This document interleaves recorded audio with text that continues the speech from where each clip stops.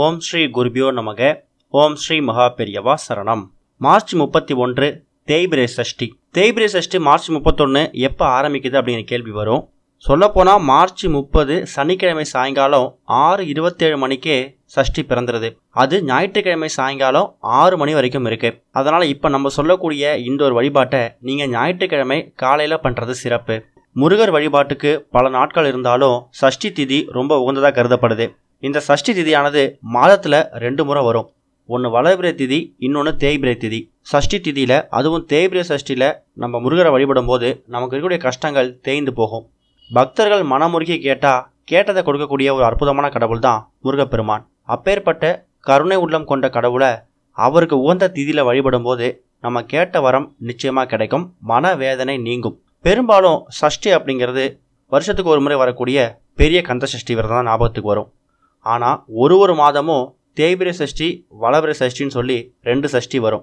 அன்னைக்கு தினம் சாயங்காலம் ஒரு 6 மணிக்கோ இல்லை காலையில் பிரம்ம முகூர்த்தத்துலையோ இப்போ நம்ம சொல்லக்கூடிய இந்த வழிபாடை செய்யலாம். இந்த ஒரு வழிபாட்டுக்கு நீங்கள் ஒரே ஒரு தீபம் மட்டும்தான் ஏற்ற போகிறீங்க. அதுக்கு புதுசாக ஒரு அகல் தீபம் வாங்கிக்கோங்க.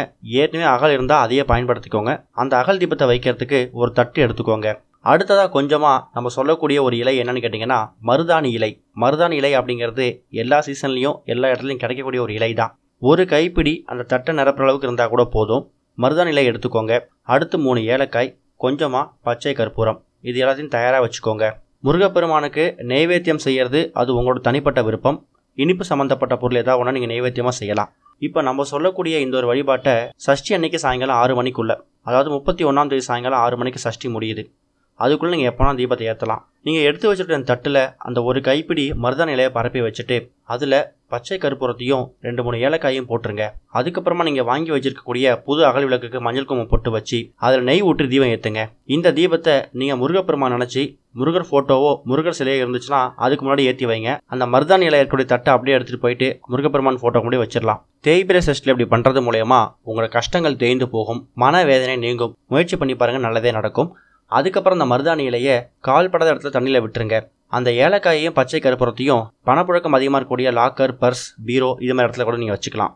ஓம் ஸ்ரீ குருபியோ நமக. ஓம் ஸ்ரீ மகா பெரியவா சரணம்.